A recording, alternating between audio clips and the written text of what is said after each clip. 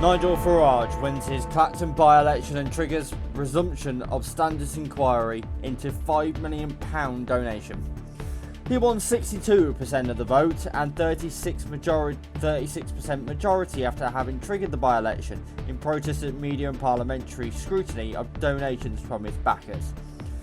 Also on the bulletin tonight, 6 homes have been destroyed as several injured as firefighters tackle intensive Stourbridge grass fire. Fire crews have been battling a wildfire in Stourbridge overnight, which local residents say has destroyed 6 homes. Fire broke out on the afternoon of Thursday the 13th of August. A child and 3 firefighters have been taken to hospital. The UK has recorded its hottest day of the year so far as temperatures soared to more than 38 degrees in Celsius in London. Kew Gardens provincially recorded a top temperature of 38.1 Celsius on Thursday, surpassing the previous high of 38 degrees on June 26th, the Met Office said. And a man and woman who drugged men unconscious in order to steal from them have been jailed for a total of 34 years for the manslaughter of 2 men.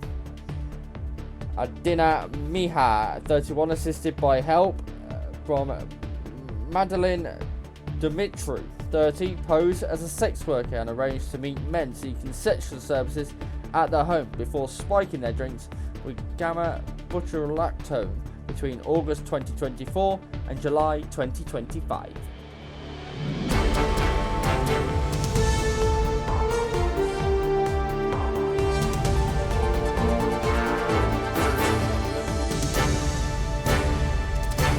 This is STV News with Stephen Woolridge. Good evening. He won 62% of the vote and a 36% majority after triggering the by-election in protest of media and parliamentary scrutiny of donations from his backers. But Nigel Farage did not attend the by-election count in the town, claiming Essex police had told him about an organised campaign to disrupt and degrade the result. However, STV News understands Essex police did not tell Mr Farage or any other candidate not to attend the count. In a post on X, Mr Farage said the result in Clacton speaks for itself. The turnout for the election was 44.7%, with a total of 35,401 votes. His win has triggered the resumption of a probe into Mr Farage's alleged failure to declare £5 million donation. It had been opened on 13th of May and was suspended for the duration of the by-election campaign. Mr Farage saw off competition from 33 other candidates in the Seaside constituency, most from minority parties or independents, after the main Westminster parties opted not to field candidates. They had dismissed Mr Farage's move as a stunt, while he described it as a chance to stick 2 fingers up to the establishment. Camp Bin Phase, the creation of comedian John Harvey, gained second place with 9,455 votes. On the campaign to disrupt cited by Mr Farage, Deputy Reform leader Richard Tice later suggested it was Farage's team who judged that there was significant anxiety and concern and threats, which meant he should avoid the count. Asked if he could say anything else about the information the party claimed to have received, he told GB News, "No, I can't, but I think we should just trust those tasked with keeping Nigel safe and alive.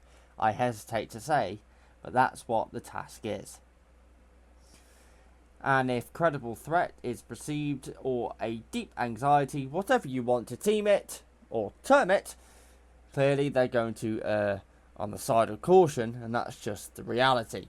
So yes, of course, it's a shame that he would have loved to be in there, but security is paramount, and everyone knows we've had a very, very difficult few weeks and last couple of months. A spokesman for Essex Police said it had full and robust policing operation in place.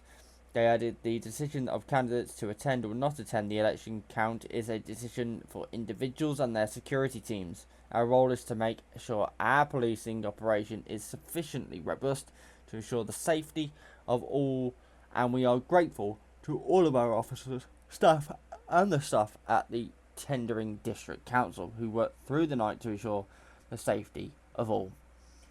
Mr Farage had earlier told supporters at an all-night Farage Fest event organised by Reform in Essex he would not be attending the count. I'm not scared of these people, far from it, but I am damned if I'm going to stand on a stage, having won a resounding victory, a ringing endorsement of all that I've tried to fight for, and you've tried to fight for, and be damned and humiliated by nobodies, and I will not sadly be attending the count. 5 crews have been battling a wildfire in Stourbridge overnight, which local residents say has destroyed 6 homes. The fire broke out on the afternoon of Thursday the 13th of August. A child and 3 firefighters have been taken to hospital, while 6 people have been treated for smoke inhalation. According to the West Midlands Fire Service, crews are making progress tackling the fire. Chief Fire Officer Simon Tuhill said it was one of the most significant incidents the region's fire service has ever dealt with. 12 crews were initially called to the racecourse lane area in Stourbridge just before 1:30 p.m. on Thursday. The fire is estimated to involve an area of around 40 acres, including a wood, with locals being forced to evacuate their homes as a result of the blaze. Firefighters are using main jets to deal with hotspots. There are several exclusion zones in place due to a number of buildings being structurally unsafe. The Prime Minister has said that his thoughts are with everyone affected and that he's speaking with those on the ground, pledging support with any additional resources needed. As temperatures climbed to 38 degrees Celsius in parts of England, fires also broke out in Stoke-on-Trent, Salford Priors in Warwickshire and Pershaw in Worcestershire. The wildfires across the West Midlands have been one of the most significant incidents the region's fire service has ever dealt with, Chief Fire Officer Simon Tuhill said on Thursday evening. The fire service has dealt with thousands of 999 calls as more than 100 firefighters battled blazes across the region, he added.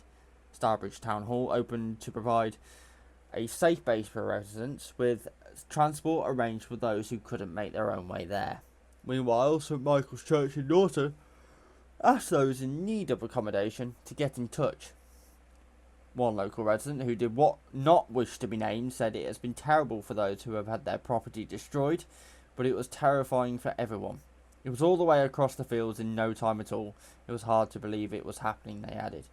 West Midlands Fire Service has advised residents near Stourbridge to keep doors and windows closed as a precaution and to avoid the area.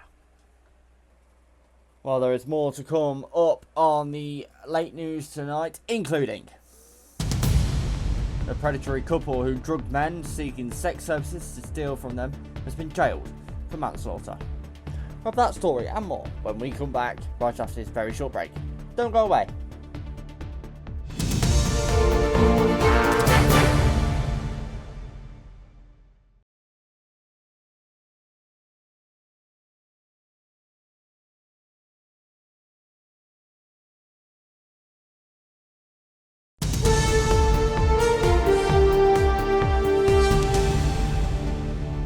Hello and welcome back. The UK has recorded its hottest day of the year so far as temperatures soared to more than 38 degrees Celsius in London. Kew Gardens provisionally recorded a top temperature of 38.1 degrees Celsius on Thursday, surpassing the previous high of 38 degrees on June 26, the Met Office has said. Well, grass fires in Stourbridge has affected 6 houses and forced residents to evacuate while the UK bakes in another heatwave. As ITV News Midlands correspondent Ben Chapman reports. If a reminder were needed about the volatility and danger of extreme heat, it could be found in Stourbridge tonight. A huge grass fire. Whoa. Which crossed roads and spread to residential streets, setting, firefighters say, multiple houses on fire. In the surrounding roads this evening, hundreds of households were told to evacuate, leaving with what they could carry. Very nervous. The fire obviously is not calming down, it seems to be moving, and just worried about my house and my animals. Michael told me he's decided to stay for now. There's a possibility that the fire could spread with embers, so I'd rather be here at least to try to do something about that rather than, just go and leave it to fate. Hello, it's just Jacqueline the midwife. Are you okay? For others working on the front line during this heat wave, caring for some of the most susceptible to extreme heat, like staff at Birmingham Women's Hospital, today was another day doing so in temperatures not much lower than outside. Amy gave birth to Ocean 2 weeks ago. When we were in the ward, sort of recovering, it was quite unbearable. Luckily, my husband was there to hold the baby while I had the fan on me. So it's just sort of trying to manage as best as you can, really. Midwives are having to manage without aircon and in full PPE. It's not easy, it's really difficult, and obviously it's really warm, but it's not something that we can cut back on. It's really important for infection control and patient safety. This ward is full of fans, but elsewhere in the NHS, the Royal College of Nursing says some staff have had to live without, working, it says, in some cases in inhumane conditions, sweating from head to toe, one nurse even collapsing with dehydration, and it's calling for an urgent programme to heat-proof hospitals. The environmental impact of weeks of hot, dry weather was laid bare on the River Mole in Surrey today. Right, so that's one of the larger ones we'll have got today. Teams rescuing hundreds of fish whose habitat is fast drying up, transferring them to tanks and then to safer waters. Where there is safe water for humans, it's been extremely popular. But while this aqua park at Westmill Farm in Hertfordshire was busy, its campsite was all but deserted. Weather like today's, too hot even for holidays. When it gets to temperatures like today, it tips people over that edge where it just gets slightly too hot to go outside, basically. It's okay jumping in the water, but to sit out in this, it is very intense, and obviously skin care is important and things like that. So it's definitely detrimental on those specific businesses. At one stage in Stourbridge this afternoon, even one of the fire engines became vulnerable to the rapid spread of the flames, as firefighters continue to try to protect people and property from the latest fire fuelled by these heat waves. And Ben joins us from Stourbridge tonight. It's clearly a deeply concerning situation across the West Midlands and especially where you are, Ben. What is the latest on the attempts to get these fires under control tonight? Well, in the last few minutes, we've had an update from West Midlands Fire Service. They say this incident is very much still ongoing. They say the fire has covered a huge area and they expect to be here for several days. What I will say is there is considerably less smoke in the air than there was when I first arrived here just a few hours ago. Nevertheless, the Fire Service say that this is one of the most complex, one of the most significant incidents that they have ever faced in their history.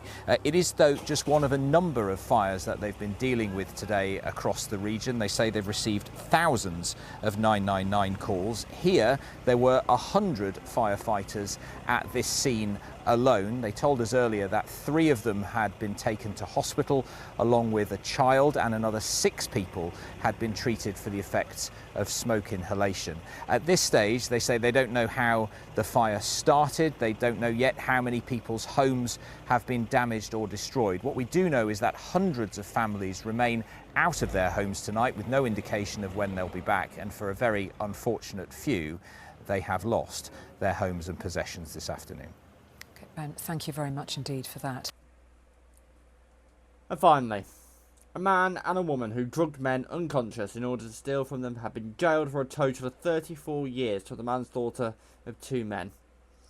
Adina Mihar, 31, assisted the help by Madeline Dimitru, 30, posed as a sex worker and arranged to meet men seeking sexual services at their homes before spiking their drinks with gamma butyrolatone, GBL, between August 2024 and July 2025. While no other cases are currently linked, police remain open to the possibility of more victims. As STV News Meridian's Kieran Fitzpatrick reports. Behind the smiling social media facade lay a predatory plot that left 2 men dead. Adina Mihai and Madeline Dumitru operated a lethal trap. She posed as an escort to lure victims. He provided the transport. They spiked drinks with GBL, a powerful sedative, rendering their targets unconscious before looting their homes for high-value items like Rolex watches. The duo killed 80-year-old businessman Malcolm King and Gary Moat. Today, they face 17 years in prison. Your joint intention was to incapacitate each victim by making them deeply unconscious. That is not the same as a state of sleep from which a person could easily awake. Deep unconsciousness was necessary for the theft operation to succeed, so that your victims would not be roused by noise or touch, leaving you free to search their homes and steal from them. I accept that neither of you intended to cause physical harm other than temporary deep unconsciousness. Malcolm King died at his home in August 2024. Phone records traced the pair from Birmingham to his doorstep. Mihai laced King's wine with GBL, which turned to GHB in the body, and stole his valuable Rolex watch while he lay incapacitated. He suffered a fatal heart attack shortly after. His housekeeper found him the next day. The death was initially deemed non-suspicious due to a pre-existing health condition. A year later, the death of Gary Moat revealed the pattern. He also contacted Mihai online, seeking services she never intended to provide. CCTV caught them pulling up to a petrol station after driving from Ilford, where they had moved to. Dumitru brought a bottle of wine to lace with drugs, while Mihai remained in the car. Swabs taken from the rim of the wine glasses inside his home matched Adina Mihai. In the early hours of the 31st of July last year, they were arrested. Body cam footage shows they seemed shocked to hear the murder charge, later arguing they never knew the man had died. A small bottle of GBL was found in the glove box alongside 2 loan agreements from pawnbrokers. They pleaded guilty to manslaughter earlier this year and 2 charges of maliciously administering a poison with intent to injury. These counts relate to 2 of the victims who narrowly escaped death and cannot be named for legal reasons. And there you go. That is all we have time for tonight. Coming next, the national weather and the news from wherever you are. But from all of us here on the Late Team, good night. And thank you very much indeed for watching. Good night.